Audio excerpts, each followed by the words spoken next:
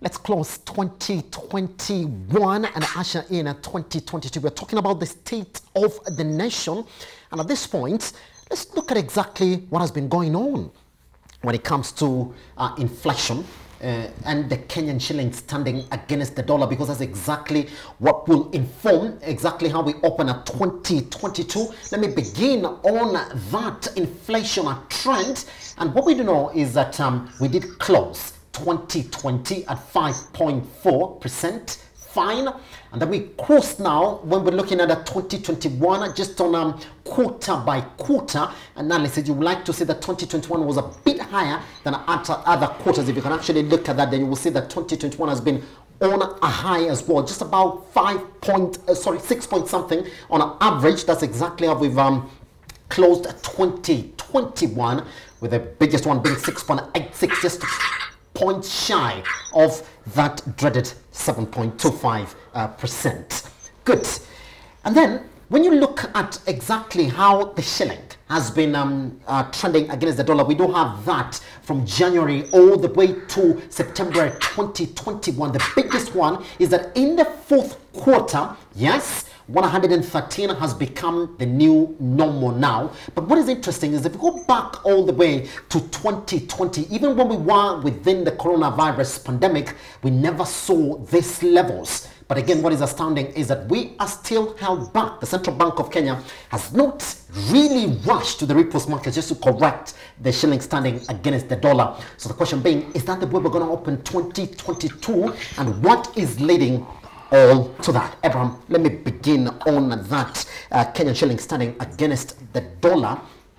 Why are we seeing these levels in a 2021, a time that we're saying that the economy is correcting? And then do you agree again? Because this is exactly what we're seeing the Central Bank of Kenya saying, that indeed now because the economy is improving, there's a lot of dollar demand within the economy. That's why we're seeing it shoot to that level. But then Abraham, even if there's a high dollar demand, 113, is that not off the roof? See, the rate, the dollar rate is a function of supply and demand, yes, of the dollar, yes, or of the shilling, depending on how you want to look at it. Yes. Now, for us to keep the rate where it is, or bring it lower, by lower I mean below the 113, 112 it's at, yes, then we'd have to increase our inflows of dollars. And by inflows of dollars, that means we'd have to increase our exports, or reduce our imports. That way we reduce the demand for wanting to use the dollar. Yes. Now, the scenario is that especially our industries are very reliant on importation. So they did demand the dollar. Number two, our boss is substantially dominated by, especially the main counters, by foreign investors. Yes. Who have to cash out periodically, either by sale of their stock or when they're doing their dividend. That again puts a lot of pressure. Yes. Last but not least, our debt service. Our debt service is done in foreign currency, mostly in the dollar. So again, that's another one. So those three factors put together. Now, you're talking about CBK intervention. Yes, CBK intervention is not a bad thing to try and stabilize. But the question is, how sustainable is it? Yes. Because we've got 45 months cover of import cover. How long can you do that? IMF has said time and again that our shilling, yes, is overvalued. So what do they mean? So the thing is, there are a lot of things that are at play that tend to demonstrate that if things stay the way they are, there's a likelihood of the shilling doing 112, 113 in that direction. Yes. Unless we can do the things I've just spoken about of trying to increase our inflows of dollars. But that again is a bigger debate, because it's a question of our economic model, our production model, our consumption model. Yes. That it tends to consume dollars when you don't have to. And again, these are some of the things that can be cured if we relied more on what is produced locally. So again, these are things that we cannot control. We cannot control by just doing nothing. We have to deliberately say we want our rate to be 110 for purpose, because remember, it's good for the for the exporters, but it's very bad for the importers. So we have to strike an optimal balance. What's the optimal rate whereby above which it hurts one side and below which it hurts the other side. And that rate can be computed. Yes. But the challenge will be, how do we sustain that level? Because where it's headed, I think is not very healthy. Yes. For the importer. Yes. Yeah. There have been conversations, Abraham, just before I jump to Rufus as well, to weigh in on that. There's been conversations that it has to get up to 115 even before the end of the year. I mean, that rise, Abraham, from 110 to 113, now it's looking forward to 114 as we get close to the end of this year. Do you think that with the Omicron now coming in and threatening world markets, that indeed, whether we like it or not, 115, 116 is going to be the new normal before the end of the year? That will depend again on our inflows. Yes. And no, our biggest export nowadays has become foreign remittances. Yes. Yeah, that has surpassed tea. Yes. Because tea again is our biggest export that brings the most dollars home. So unless we can improve on that. Yes. And to me, the area of foreign remittances is an area we've not fully tapped. Because even what we report is probably half of what is actually comes here. Mm-hmm. Because there are people who just don't want to go above radar.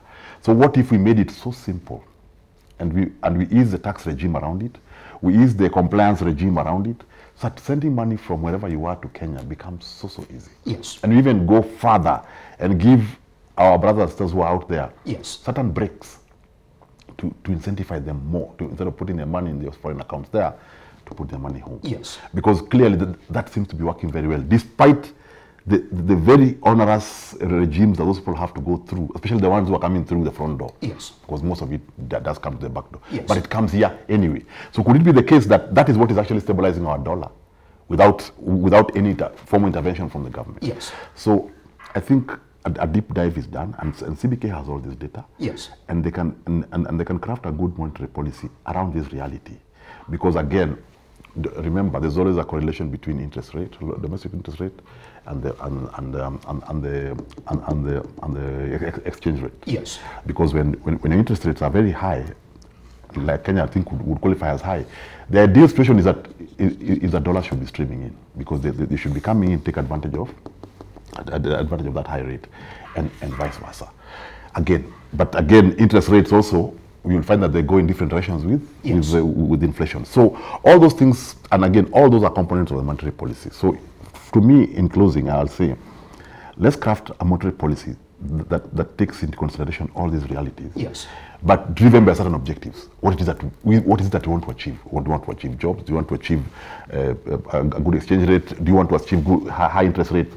What do you want to achieve? And based on that, then let's craft it. Pretty much, I'll be coming back to you on that, Abraham, whether it looks as if the Central Bank of Kenya is tight, because when you look at where we are right now, it's a time where we're paying our interest repayments to China at a high rate now. They would like to think, are they saying you can do that because you're also going to limit then the chances for the government paying their debts at this point? I'll be coming back to you on that.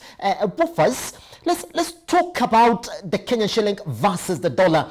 Rufus, we are ending 2021 when it is spiraling out of control. At this point, when we are talking about this, 113, looking forward to 114. Rufus, 2020 would have been imagined as the worst period that would have seen the shilling get against the greenback, but chances are that it's not. At a time when the economy is recovering here locally, the shilling is at its worst against the dollar. I think between creating the necessary environment for economic recovery and at the same time accelerating inflation. So if you look at the exchange rate at the beginning of the year 2020, we were already doing 100 shillings for a dollar. Yes. With the current scenario, after lowering interest rates to 7%, then it was a breeding ground for higher inflation. So it's something that we might continue experiencing, considering that there is another couple of factors that are contributing to the same. So first things to look at is the cost of energy, especially oil. Oil has been going up for the last 2 years, and this year alone, we have seen oil go up 68% before going back.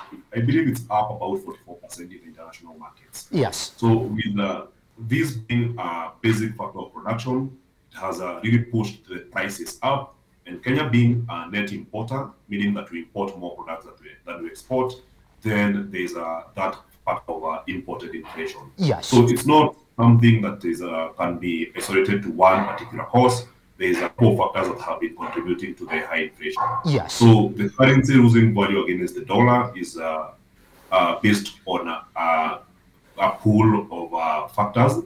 And I believe as we head into 2022, things are going to start shaping up. So if you look at the oil markets, they are getting better.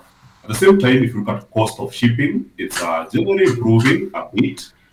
We have had what we call supply chain bottlenecks, which have been delaying the shipments and also raising the cost of shipping. That is also being addressed in the international channels. So if you look at the shipping rates from, let's say, China to Africa, they are at least getting some control right now compared with what you are seeing in 2020 going to 2021. Yes. So the outlook might be a little bit better as we head into next year. But one thing we should be concerned about is the current printing of money. So as long as we continue with more stimulus, printing more money in the economy, then the exchange rate might be a little bit extended. Yes. So it's a thin line, and these factors have to be addressed all together at the same time. Pretty much. All right. Just, Abraham, quickly, just before I cross over to the rest of our panelists, also weigh in on the inflation and the cost of living in 2021. Abraham, that most times, this is how the Kenyan shilling corrects against the dollar, is that when we maybe issue a euro bond and we get dollars flowing into the country, then you see that stabilizing. That is more acquisition of debt. But then you say, you have a guy in the office saying, well, things are not okay and we have to figure out how to reduce this debt, meaning that we're not going to issue more debt in the short term that is coming in to stabilize the shilling. So we're saying that it's going to get worse in the short term then before it stabilizes again. Yes, because I think that model is not sustainable. Yes. You can't keep borrowing to stabilize your dollar rate or your forex rate. Yes. But what you can do, you can increase your exports without necessarily increasing them by volume. Yes. Like we are an agricultural-based country. And the best thing for us to do is to expand our value chain so that we do more things to our crops and our produce. Yes. Before we ship them out. Because we were very good at growing them, storing them and sending them away in raw form. But if we did more things to them, we'll do several things. One, we'll get more value for it when we send it out. Yes. And two, we'll create more jobs along the chain through backward and forward integration. So we'll create more jobs, and we'll have mainstreamed and put agriculture at the center, so that all the other sectors support this. So we even have now the young people with their techies coming in and coming up with marketplace solutions. So they don't need to understand how agriculture works. They don't need to know how to grow things, but they're able to come into the chain and add value to the person growing it. So they're able to access information of the marketplace. They're able to access the end user and start reducing these guys in the middle who just add price without adding value. Yes. So we can be able to get rid of that. But the thing is, if the more we can lengthen this value chain, it does two things. It has an economic impact, yes, by growing the economy and growing jobs.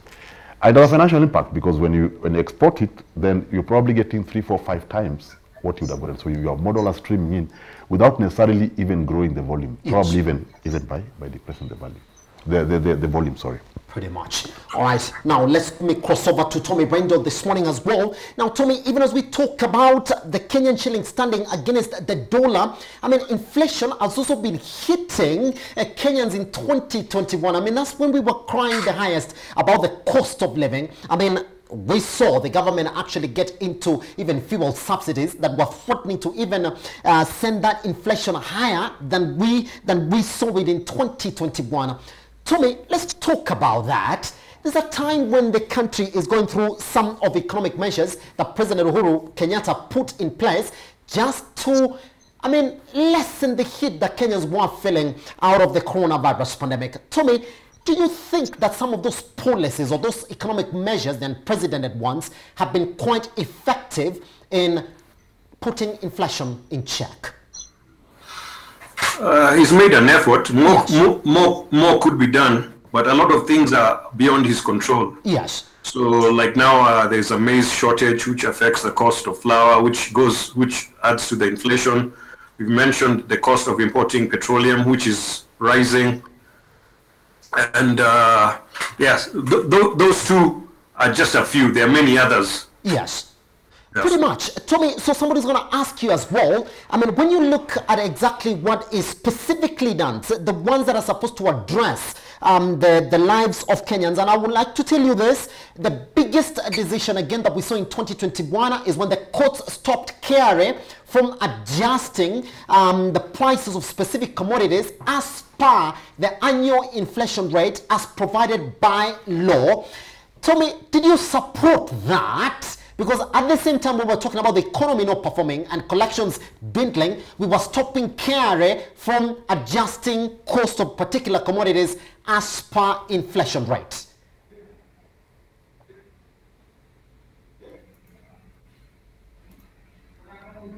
Tommy, do you get me? Can you confirm? We're going to get back to Toby on that as well. Let me move on to another area that this particular government has really tried to address, and we saw them address it in those economic measures. Philip, unemployment. Let's look at exactly where we are in terms of that unemployment data, and indeed it was made worse by the coronavirus pandemic. I mean, if you go back to Q3 of 2020 by itself, it stood at 7.2%. Again, if you continue looking at it, indeed, you will see that it was at 10.4% in Q2 of 2020 as well. That was in the height of the coronavirus pandemic. Now we have it all the way to Q3. I would like to think again of 2021, where we saw it reduce, albeit by just a small margin. But then, Philip, the Kazi Mtaani project is exactly what we've seen sort of pushed heavily by President Uhuru Kenyatta's government as the solution to unemployment rates in the youth. Is that it, Philip? What is missing from a policy perspective? First, if you may allow me, I was waiting to comment on the depreciating shilling. Yes, and yes. Just two things.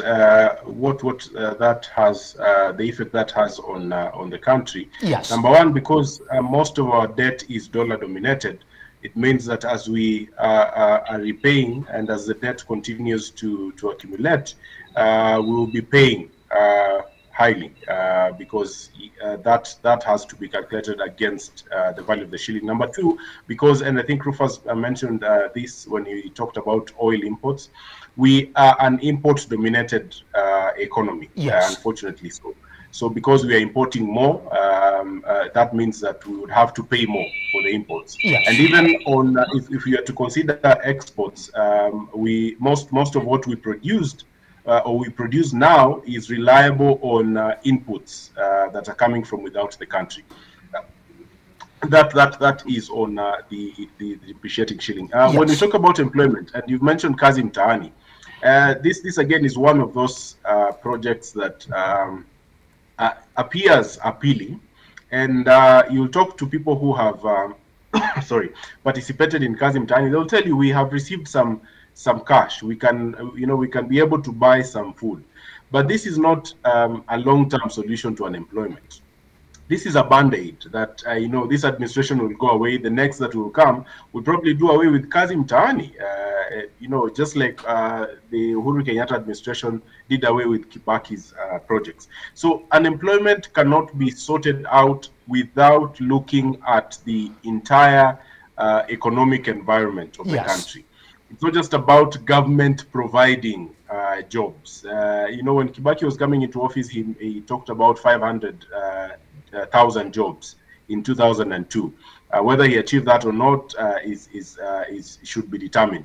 Uhuru Kenyatta again, coming in 2013, promised a certain number of jobs when they are coming into office.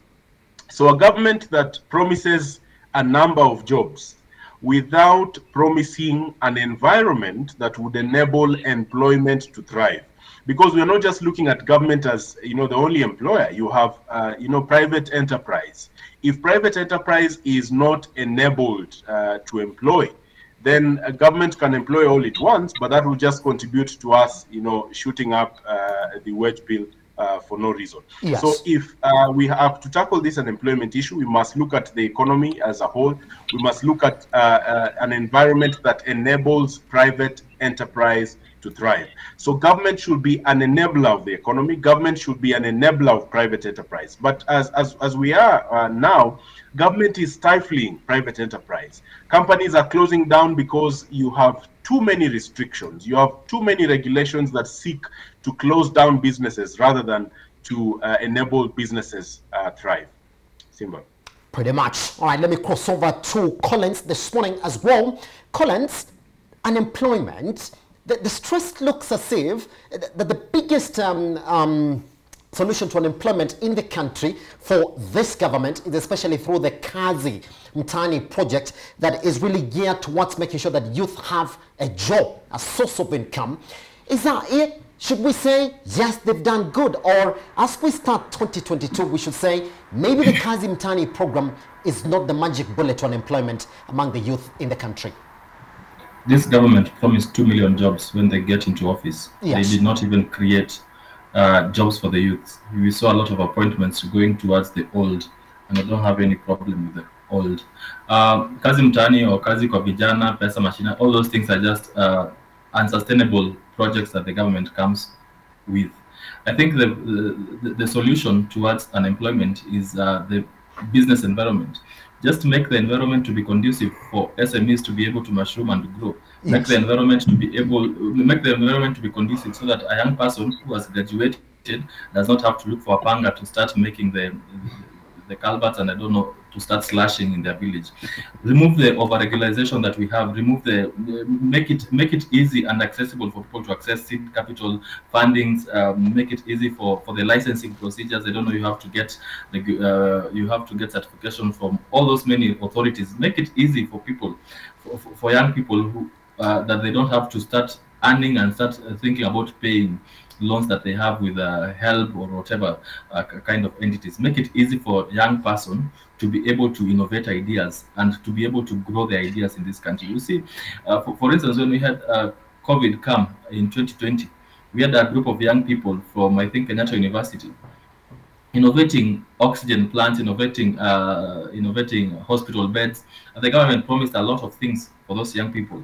Nothing happened insofar as those people are concerned. Nothing happened insofar as those hospital beds are concerned. Nothing happened insofar as those guys who improvised that technology for, I think, an oxygen something. Nothing happened to them.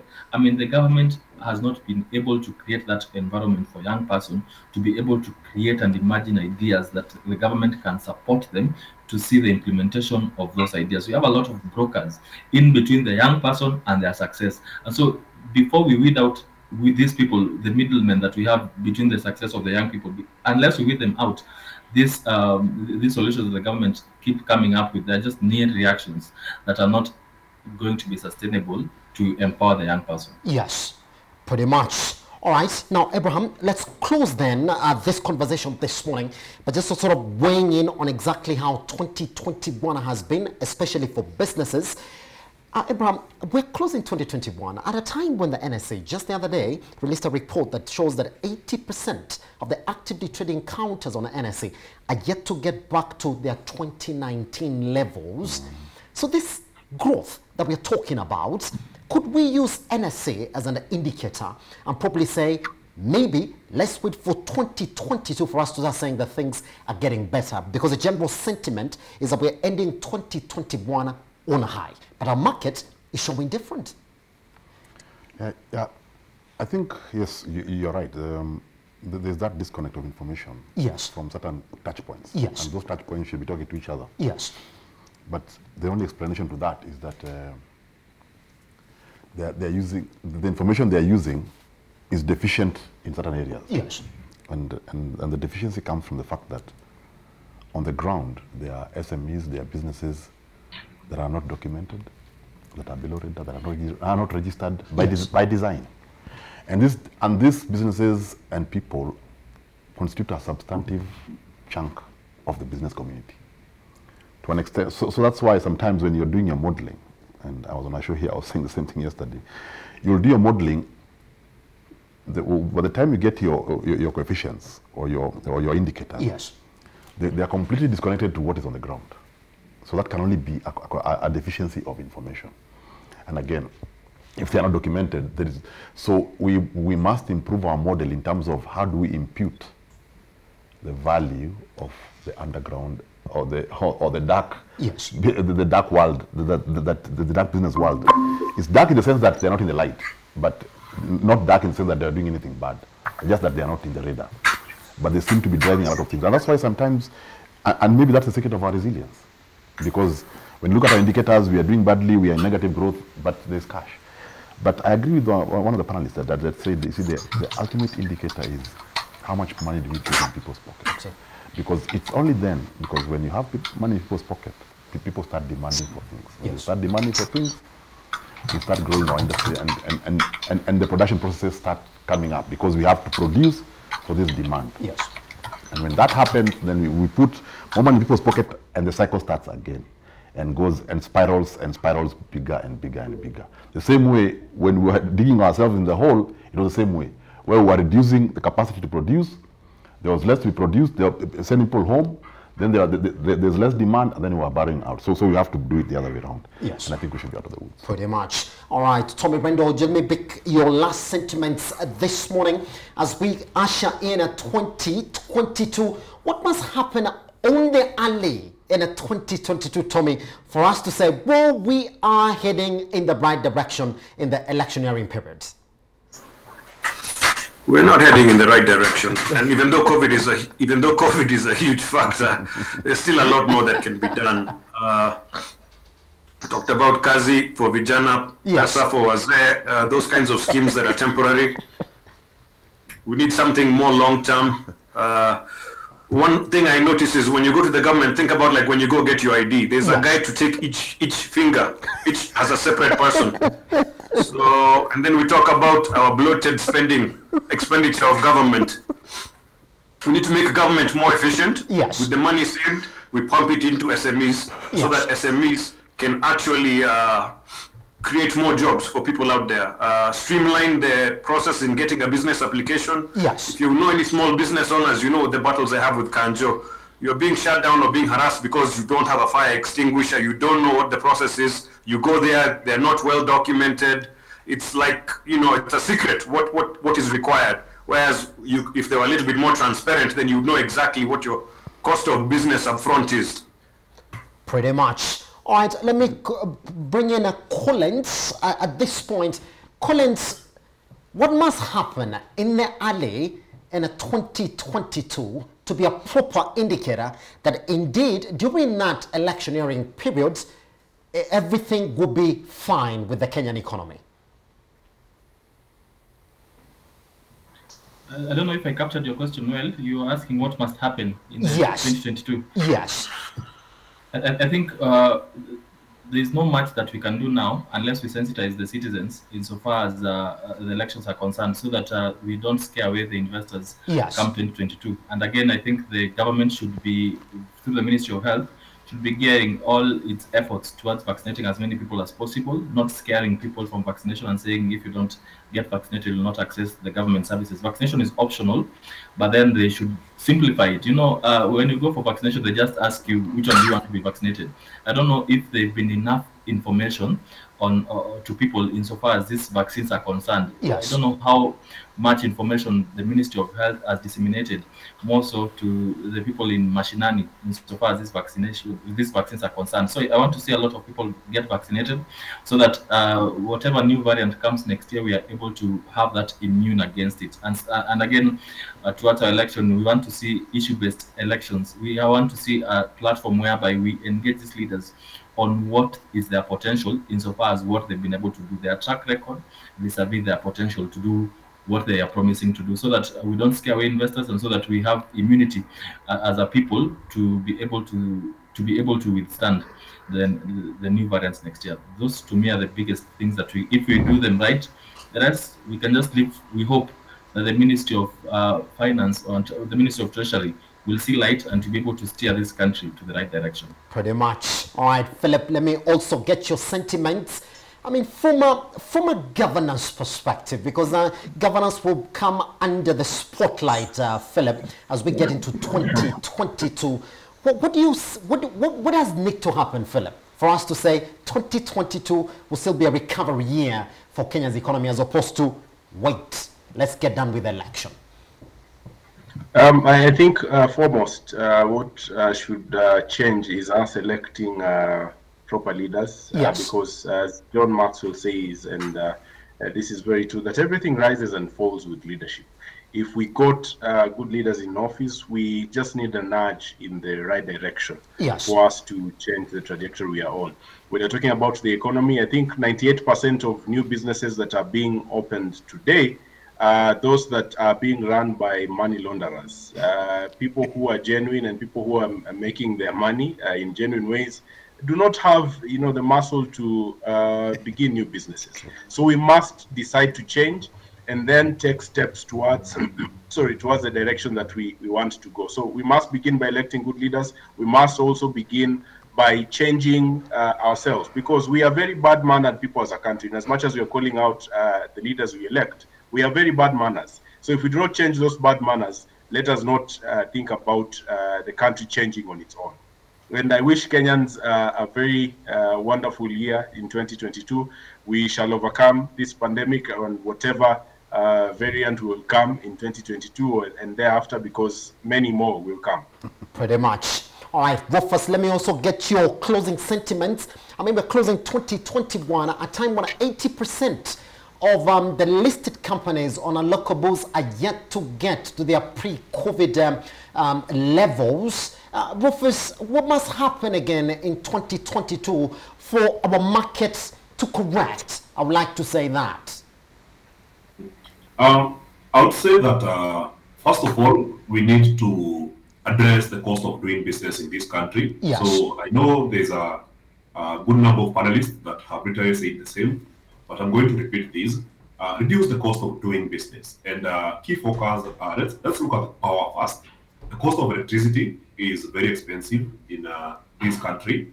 So if we can reduce that, it would really chip in helping these brands build better and become better. So at the same time, we need to reduce on the inefficiencies within the government. And I'm not talking of just corruption, but the way issues are addressed, the way budgets are implemented. So we need to address the inefficiencies. At least when we save the dollar, we save the time, then this will be a positive injection into the economy. If we reduce the amount of money that is flowing out, the money laundering, then the money that remains within the economy will be very helpful in supporting Kenyan brands. At the same time, we might need additional support. Hopefully, if you can get some injection into individual sectors, let's say the technology sector. Yes. So if you are doing a brilliant project that is bound to, let's say, create a lot of employment within the country, then you deserve a support from the government, get some funding, hopefully some longer-term financing. This could be done through a public-private partnership or anything along that line. So if we promote our unique businesses that have a potential for creating jobs, then this could take us in the right direction. So as far as the election is concerned, then we need a lot of voter sensitization. People need to understand what to look for and how to make the right decisions come August 2022. So far so good. I hope we are going to make these changes as we head into next year. Pretty much. I would like to say thank you very much to you, Abraham. I would like to wish you a Merry Christmas and a happy 2022. Thank you. Fantastic. To you too, Collins. Merry Christmas and a Happy New Year, man. Merry Christmas, Happy New Year. Thank you. Fantastic. To you too, Tommy Rendo. Have a lovely one. Merry Christmas and a happy 2022, man. To you and yours as well. All right, Rufus as well. You enjoy yourself. Merry Christmas and a happy 2022. Merry Christmas as well. Fantastic. Finally, to Philip Mongale, lovely one and a happy 2022. And to you too, my brother. All right, my producer reminds me to thank all of you again who've joined us online at Metropole TV KE on our platforms and on www.metropoletv.co.ke. We also enjoy your participation in this show. And from the rest of us here at Metropole Television, it is a Merry Christmas and a happy 2022. See you, hopefully, when you've been vaccinated and healthy to start a new year.